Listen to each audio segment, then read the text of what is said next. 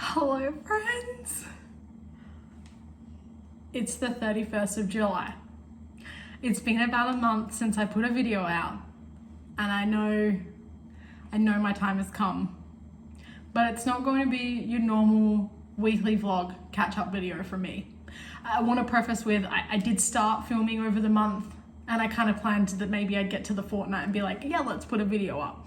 But I've been like doing weekly kind of daily vlogs on TikTok every couple of days. I've been doing my Friday study vlogs. I've been getting up at 4 o'clock in the morning and studying. So if you follow, you know what's been going on. However, I'm here today because I've been going through some things and I promised I would share it when I got to a point where I feel like I had something to share. Because this is for me and I needed to really figure it out and learn what was going on before I could come and talk to you about it. So excuse the weird angle. I'm just making some toast and I've made a little coffee and I'm about to take some meds and then I'm going to introduce you to someone firstly, then we're going to sit down and we're going to have a chat and I'm going to fill you in on everything, I promise. Okay, bear with me. Right, we're going to get the situation sorted out here because, you know, we're fighting daylight and all the rest of it. Toast. Water. Goes out of the way.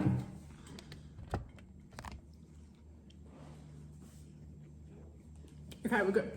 Add coffee. Oh, come here. Come here. Yeah, you want to come and say hi? Ooh. Everybody say hi to Rocco. Meow. Look how big he is. This is my new emotional safety blanket. He loves me so much. Do you love me? Do you love me? Oh, he does. Look at him. He's the biggest snuggle bug. So, a little bit of a backstory. I picked Rocco up when he was 6 weeks old with my mum for my baby sister Tilly, who you've all seen before and you all know. Look at how he just holds my hand. Anywho, much to Tilly's dismay, you know, she's a teenager now. She goes out a lot. Her and my mum live together a little bit further away from me, which is where Artie goes and stays during the week. And there's just like a few life changes that are happening at the moment and it's just getting a little bit too hard trying to, you know, potentially have to find a new place and the whole pet situation and whatnot. And a year ago, we lost Denny, which you guys remember because I filmed about it. You guys just got to meet him on YouTube and then all of a sudden he was gone. And so, you know, we had a little bit of space in our hearts for another little fur baby. And Rocco is actually Artie's best mate because Artie spends so much time at my mum's house. They've just grown so close. And when my mum said that she potentially had to look at rehoming him, I was like, I can't believe you wouldn't ask me. Have you seen the size of our house? And you know that I love him. So Rocco has been here since Friday. It's now Monday. And he has just settled in. We live in Rocco's land. This is Rocco's house. We just live in it. Amen. As you can see, he's so lovely.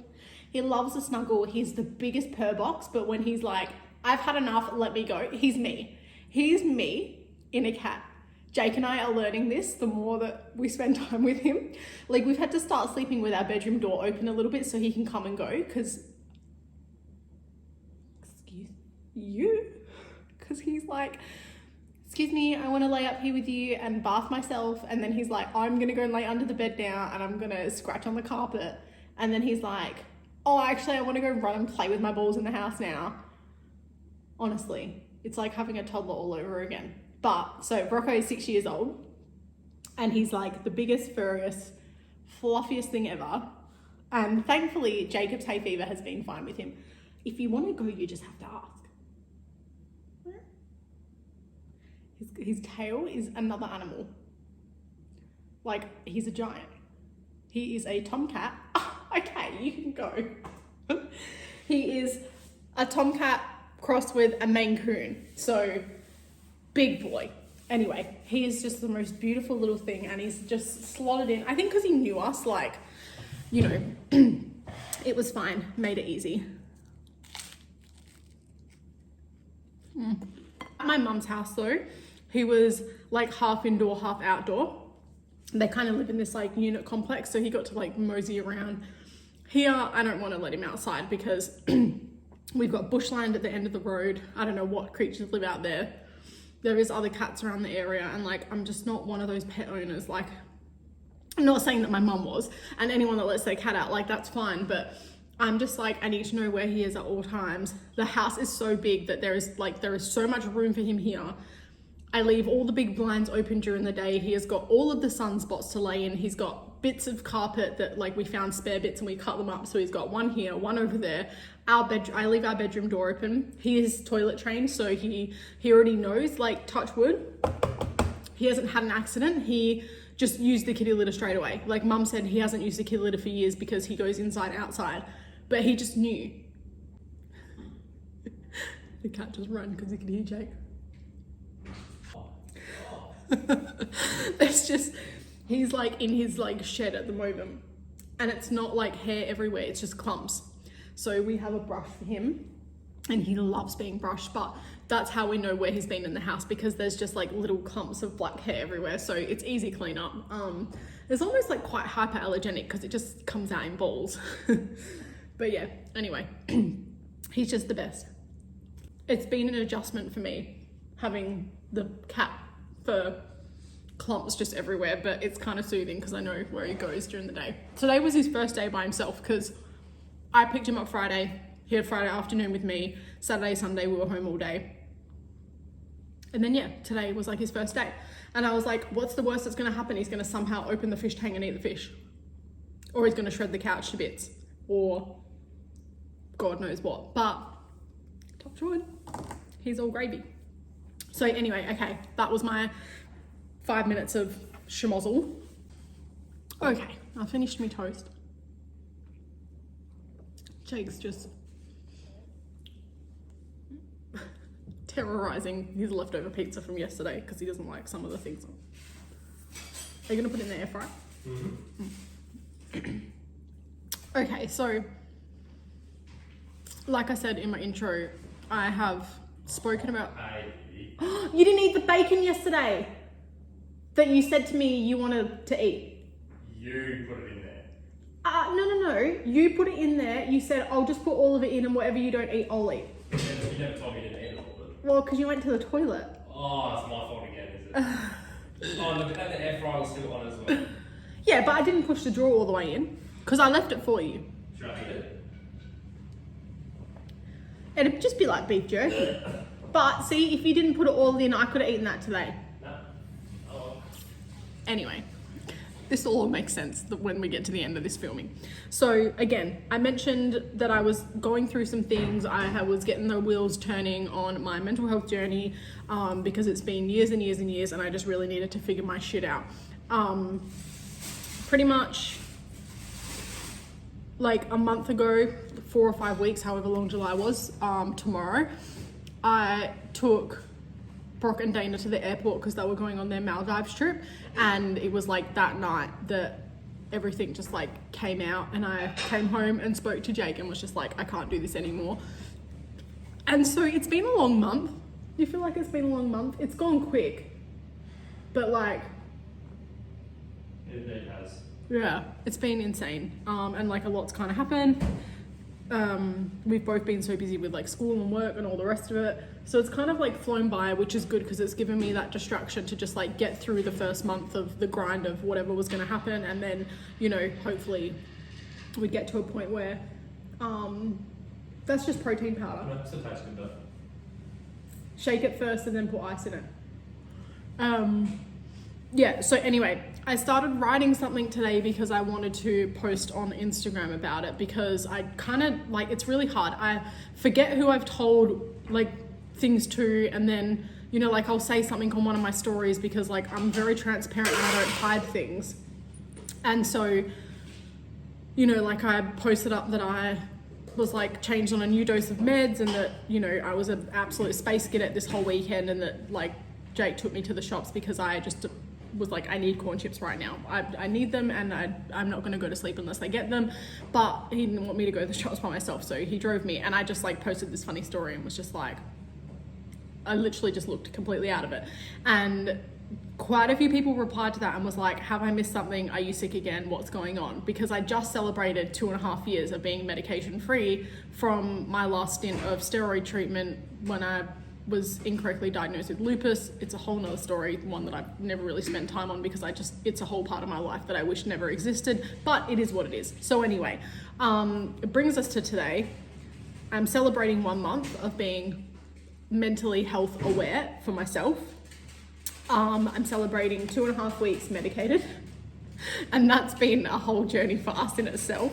But I'm just gonna read out what it was that I wanted to post, because I feel like this really sort of says everything that I needed to say, and then if I feel like I need to like divulge anything, I will. But basically I wanted to say hi to all of my new friends too, because I don't know if it's like this whole me being on TikTok a little bit more now, but my YouTube's gone from like 50 people 5 minutes ago to almost 300 of you. So hi, hello, I'm Hayley.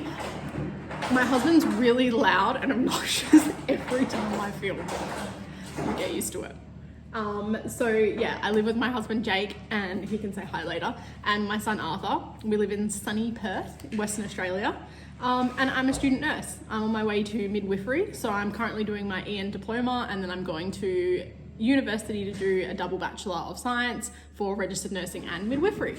So that's our crazy life in a nutshell. Jake is also a student. He's doing an apprenticeship upgrade from mechanic to heavy duty diesel mechanic. So we're both just living the student lifestyle, but not on a student budget, so we're okay. Anyway, a year ago in August, we went through something a little bit traumatic with our son that kind of changed the way that my brain was going to think forever. I've lived a pretty wide lifestyle of emotions. I've got childhood trauma. I've got childhood trauma like the next person. I have a really great relationship with both of my parents. I've spoken very openly to them about, this new journey that I'm on.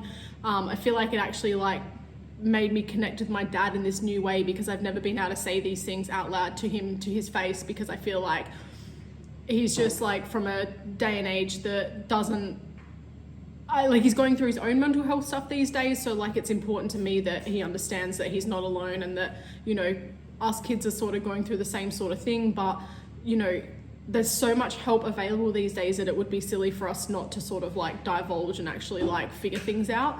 We all have our own demons. I've just spent a long time suppressing mine because I thought that, it's just life. It is what it is.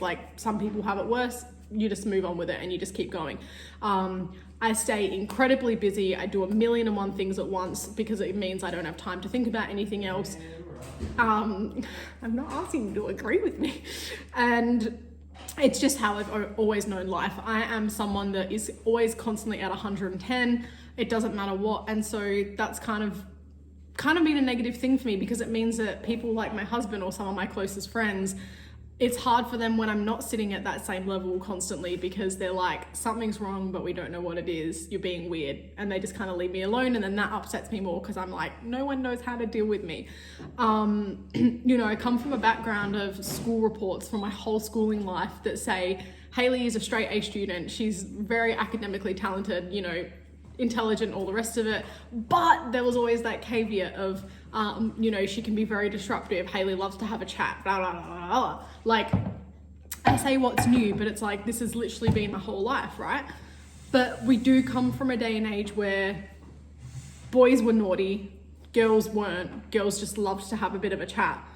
And it's things would be flagged if you're a naughty boy. Oh, he's got ADD, or things like this. But it was never ever pulled up for us girls. I look back at it and I'm like, how did my mum not look at my reports and think why is she like this? And she's like, well, you didn't. You were just this happy, outgoing, bubbly, super high energy, extroverted kid. So, it stems right back through to my childhood. So anyway, I'm taking this step now to try and figure out what it is that's going on. And there's a few life things that have happened. Getting back to what I was saying about August last year, our son choked whilst eating dinner really badly, and to the point where Jake had to call an ambulance. I had to try and help him start breathing again, Administer CPR? I was about to say initiate. Yeah, administering CPR. And this all happened over the space of 4 or 5 minutes until everything came good. And he managed to start breathing again and everything was fine. And in the scheme of like what felt like an hour was only 3 or 4 minutes, maybe 5 minutes max. You know, the ambulance still came, they checked him over, they told us to watch him for aspirations, which is where, you know, he may have inhaled a bit of food into his lungs and he could end up with like pneumonia or something. So, you know, we had those checks, we went to bed that night, we thanked the Lord and all the rest of it. We said our prayers and we have gone on to live our life, and our beautiful little boy still lives and breathes as we speak. But we didn't sort of think about the repercussions of that night and what they would have on us as parents, but also myself being the direct person that had to deal with that. A week before, I was flying overseas for my 30th birthday as well. So, you know, it happened, I struggled, I went through the whole next day being like, I cannot go away, I'm just not going to do it. You know, Jake did a really good job at sort of keeping me really level and being like, you just need to go, like, it's fine, it's, you know, lightning doesn't strike twice sort of thing. And I'm like, yeah, but I'm not going to be here to save him again if something happens. And it was just this whole horrible situation. And, you know, I know it doesn't end that way all the time for everyone, so we're very grateful. But, you know, I didn't know that an event like that would cause me so much grief over the next year, and so silently as well, because I felt like it was one of those things where I can't keep harping on about it. You know, I raised awareness where I could. I shared our story on Instagram with some friends. You know, it urged a lot of people, like 20 or 30 people that we know went and did their first aid after that, because they were like, would I have reacted the same way in that situation and saved my kid? And my first aid's not up to date. So, you know, grateful for that teaching and all the rest of it. So this time of the year is normally really exciting for me, because it's like coming into August means it's like the last really shitty season part of the year, and that in a month's time, 4 or 5 weeks time, we get to celebrate my birthday, which is normally Father's Day-ish, so beginning of September the 4th.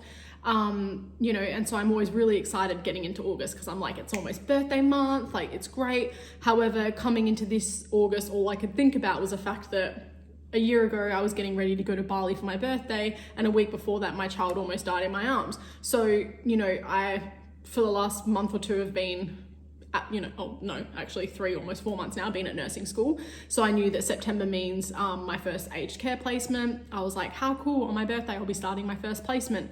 You know, and that's something that's supposed to be really exciting, and I am super excited about my school and my normal life and all the rest of it. But there's just like this part that just kept harrowing, being like, remember where you were last year? So yeah, I kind of can't really think about September like that now because of what it sort of brings back for me. And like I said, I didn't realize that it would have all this unresolved trauma around it, and I probably should have got help a little bit earlier. But again, it's just another little thing to add to a forever going plethora of things. And I'm finally on the biggest mental health journey path that I ever thought that I would have been on. You know, back in 2018, like, I basically restarted my life. I left an old relationship. You know, I can't say I met Jake. I rekindled with Jake after 3 years, and I've never looked back since. And I want to preface with this whole chat about the fact that I am eternally happy with my life. I am the happiest I have ever been. I am in the best, truest, happiest place I could ever imagine. Like, I don't want anything more. Where I am right now with my husband, my baby, our house, all the rest of it, is truly where I've always wanted to be. I'm learning, I'm back at studying. I'm so grateful. This is the perfect jumper to wear for this sort of chat, because I really am practicing gratitude so much more these days, because I really am just so grateful for where I am. I'm not depressed. I'm not sad about my life or anything. That's not where this mental health side of things goes. I am at a point where I'm so happy and so just on the biggest high that I got to a point where I broke down to my husband and said, I can't understand why I am having the best time of my life, yet I go to bed at night and I'm self-sabotaging, I'm catastrophizing everything, and I'm just like crippled with these intrusive thoughts, and I'm scared to talk about it, because to me, it meant if I spoke about it and said it out loud, you know, to me and the way that my brain says things, it's like Jake was going to leave me. He was going to take my kid and run. My friends were all going to like not talk to me anymore. They were going to think that something's wrong with me, or like my parents were going to be like really upset, being like, what do you mean you've got mental health issues? You know, back in 2018, I knew like things weren't great. I left my relationship. I tried to have a clearer, better life. I got diagnosed with lupus. I was really sick. You know, 2019, we went away with friends, and it was actually on that trip where I should have felt the most loved and, you know, just free that I really should have been. I realized how internally depressed I was at how things had changed, and I had to work so much harder to get to where I was going. And I couldn't figure that out. I was like, why is this happening to me? And so I just had a real downer day on that trip where I was like, I'm not okay. And I verbalized it. I, you know, put a thing up on Facebook and was like, I'm not doing okay. I don't really know where to go from here, but I'm just putting it out there. Like, I'm not okay and I'm going to seek help. But I didn't do that straight away. I still didn't do it because I couldn't really afford the help. So that was a thing. And, you know, you could get a mental health plan, but you still had to pay for it. And I really couldn't afford that.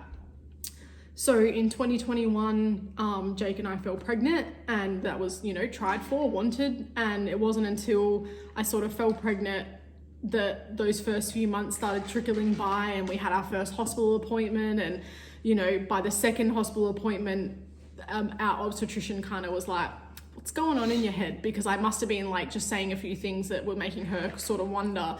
So anyway, I got referred to a psychiatrist for care throughout the rest of my pregnancy, because I said, like, I've just got all this childhood trauma that's undiagnosed and unspoken about. I'm scared I'm not going to be a good mum. You know, like, it was like this Pandora's box just started shaking inside me. And so I knew I needed to divulge that, figure it out, learn the tools to get me through, because my anxiety was just so heightened all the time. Thinking about how my life is never going to be the same again. How am I ever going to do anything I could do before? I just like panicked. I went into a deep panic of like, I'm not going to be a good mum. And so, you know, it was like a, what do I write here? Yeah, so after 6 months of therapy with her, that's where it sort of ended, and I had my baby, and I kind of was just like, okay, well, like, is this where it ended? Like, I agreed not to have it, well, not agreed to. They offered me medication. I said no, because I was like, that's a whole nother ballpark I don't want to deal with. So in my head, it was more like, if I didn't want medication, she couldn't help me any further. But she never told me to follow up after I'd had my kid and had some time to do that. You know, so I thought, well, at least I tried, I guess. I don't know.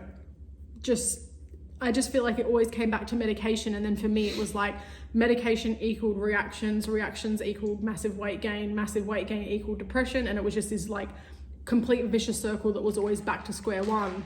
And I just didn't want to chance it anymore. I didn't want to take any more chances. You know, I've only just now seen all my transcripts and my correspondence from those appointments with her, not knowing that she'd flagged me for things like OCD, ADHD, you know, childhood PTSD and all these things back then. But I never got to see those, and so I only went by the conversations we had, and these were obviously things that she was flagging to potentially deal with after, but she just never pushed me to come back once I had my kid. I just thought that like, that's it, we were done. And so that was kind of that. Sorry, my phone was ringing. So anyway, I basically got to a point where, you know, like all these things sort of started spiraling over the last couple of months. I've obviously gotten busier with school and whatnot. So, you know, I'm going, okay, well, I've got everything under control. My routine is perfect. Everything's fine at home. I started getting up at 4 o'clock in the mornings to study because I wanted to have more time with my family and, you know, my boys on the weekends. And I just couldn't quite understand why I was going to bed at night. And I started being like scared of going to bed at night. Like I would just stay up, I would read, I would watch YouTube until I fell asleep. And I didn't have the time for that. Like I really should have been sleeping and getting up earlier to do things, but I just couldn't. So I'd stay up super late, and then I'd wake up late or just like on time in the mornings. And that was like, get up, get ready to leave the house. That wasn't working for me. I started realizing that like I was being really good at school, getting all the information in, getting all my assignments done, passing all my assignments, but I was so busy doing them in those times that I was like, I don't actually have time to revise, so I don't know how much I'm remembering. So I said to Jake, I feel like I need more time to actually like do my homework, but then I need time to actually study as well. Like I'm reading on the train, I'm reading in my lunch breaks, I'm doing this, but I'm not having a solid amount of time. It's constantly interrupted. So like I said, everything was just going like a million miles an hour, and I just thought, I can't go through the rest of my life like this, surely. Like, something's got to give, right? Anyway, I listened to a podcast, the Hey Hello podcast. It's a nurse in Perth, actually, that interviews all these doctors and therapists and stuff like that. You know, and I listened to this one episode that literally just broke me. She interviewed Dr. Lee Shepherd. Dr. Lee Shepherd is actually an OCD ambassador and has been diagnosed with OCD herself. But when she was telling her story in this podcast, it was like she was telling my story. Like, it was like I was on the Truman Show and she was speaking what was in my brain. The intrusive thoughts, the constant watching people die around you, watching people get hurt. Like, I have the best day of my life. I go home at night, I go to sleep, and my brain's like, your kid's going to get killed in his sleep. This is going to happen. This is a lot. So I'm hoping that the trigger warning that you will have seen at the beginning of this, you know, maybe you wouldn't have watched it. So anyway, I don't know who I'm speaking to right now, but it is what it is. It just got a lot. And I thought, like, I've been dealing with this a whole year now, as well as all the rest of the years of all the other stuff. But like, this intrusiveness and these compulsions and everything being so meticulous, like, this has ruled my whole life. Like, from my early teen years of like everything being laid out, everything being in its certain spots. Like, you know, people are always just like, oh, ha ha ha, like, my friend's so OCD, like, she's so organized, oh, she'll write you a packing list, or just things like this. Like, no one actually ever said to me, like, hey, do you know that this is actually a disorder? Like, this is actually something that's wrong, and that you can get help to teach you to not have to, like, let this rule your life. No one ever said that to me. No one ever said anything. My psychiatrist last time never said, like, hey, do you think that this sounds like something you might have? Like, should we explore this? Should we do some screening for it? No, they just always put it down to unrelenting standards. If you don't know what that is, look into it. But basically, I did the schema testing, and yeah, like, it come back and said that, like, I live my life a certain way because of these unrelenting standards from my childhood, and that I'm too scared to step out of line because X, Y, and Z could happen. And these traits are very similar to OCD. So there's that.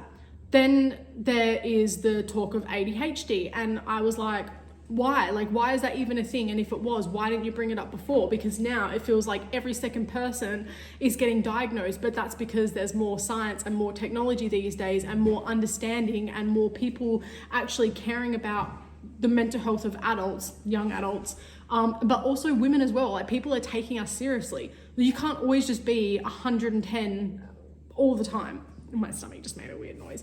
You know, like, something's got to give. And so I just, I've gotten to a point where I was like, I can't live my life like this anymore. Like, I've got to let things go. I need to just chill out. We need to be able to just leave the house when we need to leave the house, and not have me doing my 10-step procedure before we leave the house. You know, everyone has their own bag. Everyone has their own thing for things. And it's gotten monotonous and crazy. So I started talk therapy. I had my first psychology appointment on Friday, just gone. 2 weeks before that, I was put on acitalopram. We started on a half dose.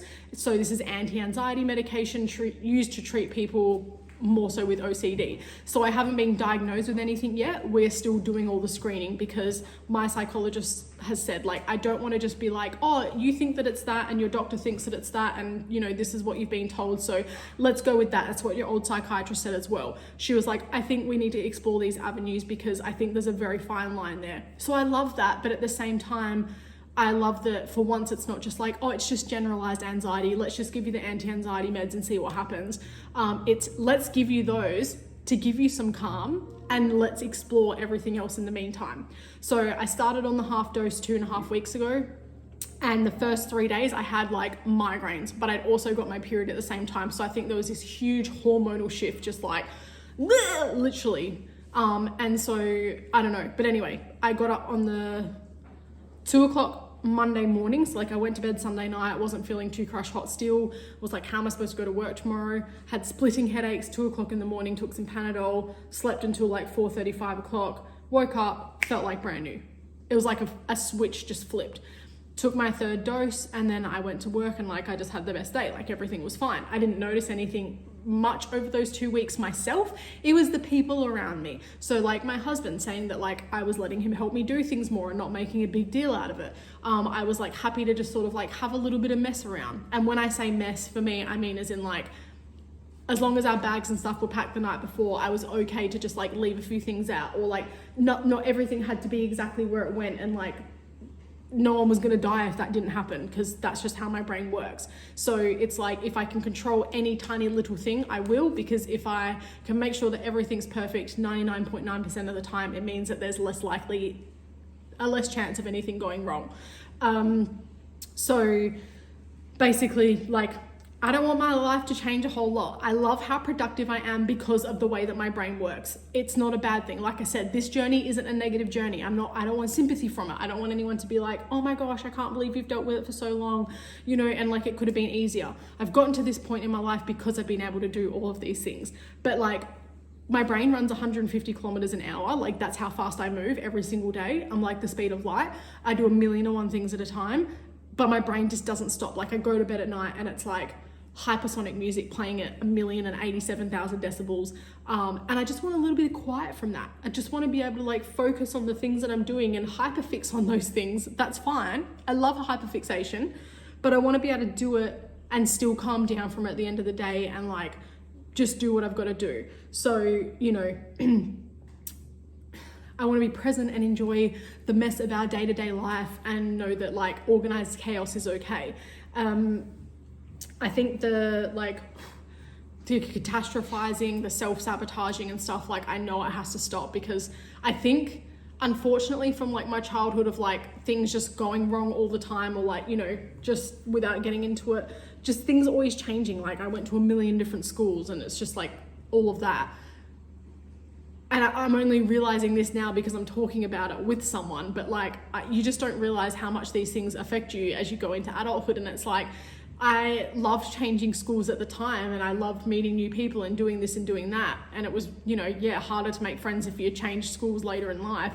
But now it's like, I just feel like things are too good to be true and I'm scared that at any minute they're going to get taken away from me. So it's like, I just think about it ahead of time going, well, you know, this could go wrong and this could go wrong, and that might not happen, but it could potentially happen too. So like I clashed with my husband's mum, my mother-in-law, at the very beginning because she couldn't understand why I was always, what seemed like to her, so negative about things. And it wasn't that. I would be talking about a really exciting thing that's going to happen, but I would also be saying things like, oh, but you know, just in case this happens and blah, blah, blah. And she'd be like, but why do you need to think that? And I'm like, because that's what always happened to me. And she's like, yeah, but that's not your life anymore. And I'm like, yeah, but it could well and truly still happen. So, you know, I'm not a pessimist. I'm such an optimistic person. I'm such a positive person. But when it comes to logistically working things out for my life, I have to always think about what could go wrong, because Murphy's Law loves me. Murphy's Law loves me. Anyway, so yeah, wrapping it up a little bit because I feel like it's just a lot. I maxed out on my suppression. It's how I survived my teenage years and my early adulthood, but you know, bottle it up and move on. I can't do that anymore. I have a family, I have a life. I'm going into the medical industry. Like I need to have room to go to work and do my job really well and care for people, and then let that go and come home and still be my own person for my family. You know, when I listened to that podcast, it literally changed my life, and I reached out to that doctor. I spoke to the girl that runs a podcast. They led me in the right direction, and it was like, just from listening to that and like everything in the weeks leading up to that, I knew the closer I was getting to August, it would have been a year. And I'm like, I can't keep doing this. I cannot keep doing this vicious circle. It's not for anyone. So, you know, like I said, telling my family, my friends and everyone around me felt like it meant I was going to lose a lot of people. But instead I got people that laughed with me and was like, about time, like, let's get this done. What do you need? You know, my husband was just like, I'm sad and sorry that you've been going through that at night and I've just been laying there asleep like nothing's even wrong. But that's like, how is that his fault, you know? So yeah, I have nothing but support. I feel great. My meds got doubled on Friday, so Saturday morning was my first full dose of meds, and safe to say Saturday and Sunday I didn't get a whole lot done. I was completely spaced out. I then forgot because I changed bags. So again, like this is me. I'm being kind to myself. I'm letting myself go and get through this next week of change again. I have another appointment on Friday to see my psych, and we're just gonna like start working through things slowly. I've got a bunch of screening to do for us to get to the right point of diagnosis. I don't know if I will have any more medication other than what I'm on now, because I feel like that's a lot for me to take on, you know, but I would have to see a psychiatrist anyway if I wanted to do that further, because my GP can only deal with so much. But yeah, like I'm in a really good place. I feel really cared for. You know, I have this multidisciplinary team that's really looking after me, and everyone's communicating really well for now. And all I need to do is keep communicating well as well. So I'm trying to like document things as they happen, and I sort of freak out because that was sort of something that's happened between us for the last couple of months now. It's like Jake noticed I was like freaking out about things a lot more than normal, which is not like me. So that was another thing that sort of said to me like, you need to sort your shit out.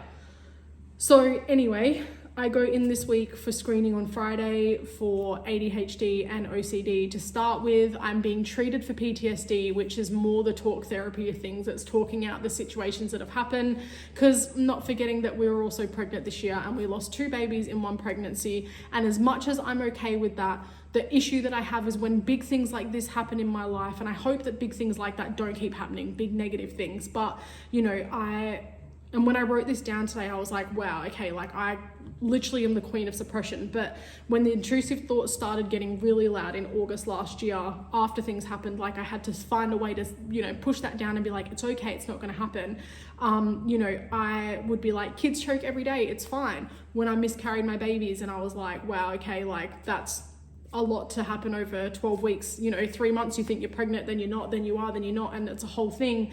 You know, I kept telling myself like people miscarry every day. So I know that this way of suppression is how I've gotten through life. And I'm like, the way I see it is, well, I can't change it, so why does it matter? Just move on, get on with it, keep living your life. Like I can't bring them back, I can't do anything about it. Of course I grieved, we had our own moments of silence and stuff like that, but there was just these parts where I'm like, I just can't, like, I'm done with it. I can't change life. Like, you just have to keep going. And one part of me is like, oh, see, like, you're just so positive. But the other part's just like, yeah, you just don't have time to deal with shit. So we just keep going. But anyway, like I said, my friends and stuff are all like, we know, we love you, let's do this. Like, we're here for you. So that's been great. I'm just like, I feel like my brain, someone said this to me the other day and I was like, wow, that's so true. I feel like my brain is wearing glasses. Like it's just, everything's just a little bit clearer. Things are a lot quieter. I'm going to say a lot because I've actually sat there being like, I feel so unproductive because I'm not moving at 1,000,000 miles an hour. Like my to-do list is still long and I'm getting through them, but I feel like I'm getting more done because I'm not hyperfixing on something that shouldn't be taking me half as long as it does. So as much as I'm a very productive person, I still think I spend a lot of time on things that I shouldn't. So, well, not that I shouldn't, but like I spend more time on things than I need to. So I'm trying not to be the perfectionist that I am, but still do things to that same level and just like be okay with like, I'm giving you enough, that's okay. I don't have to give 110% every single time. Like I said, that it's just finding a label so that I can then access the resources that I need to learn how to take those tasks on and like get better and do things better and be more productive again. I don't think much will change. I like being routine and all the rest of it, but like I said, I'm just here searching for a little bit of quiet. It's 5:38. We need to go to the gym. It's getting dark, so my lighting's like, that's also how my brain's been. Yeah, like I was about to say before, see, I just keep getting lost off track, but I didn't take my meds this morning because I packed my work bag and left my spare meds in my nursing school bag from last week, which I didn't go because I had gastro, and I didn't grab the box off the bench like I was supposed to. So I feel like this whole medication change thing is great and I know it's going to help me in the long run, but this like reduction in productivity levels is like, I know it's going to irk me. So like I said, I'm being gentle to myself. I'm giving myself time to just reel into it. Whatever happens, happens. I know now that I need to have medication in all 3 bags that I could potentially take for the week because I have 3 of them. And I try and take it first thing in the morning, but just not as soon as I wake up. So I feel like I have a fur ball. Anyway, look, if you have any questions this far, like I said, it's gonna go on and on. Like, I can't wait to obviously share a little bit more of it, and I hope that this kind of brings a little bit more awareness to things, you know, that are disorders and that aren't just things. Like, you know, don't just joke around with your friends and be like, oh my God, why are you so OCD? Like, why does everything have to be perfect? Like, that's because people are organized and they do things a certain way. Like, that's great, but that's organization. Like, that's skill. And I do feel bad because for a long time, I was that person that's just like, oh my gosh, like my OCD just can't deal with this. Like, oh, this cup has to be twisted or whatever. Like, that's not OCD.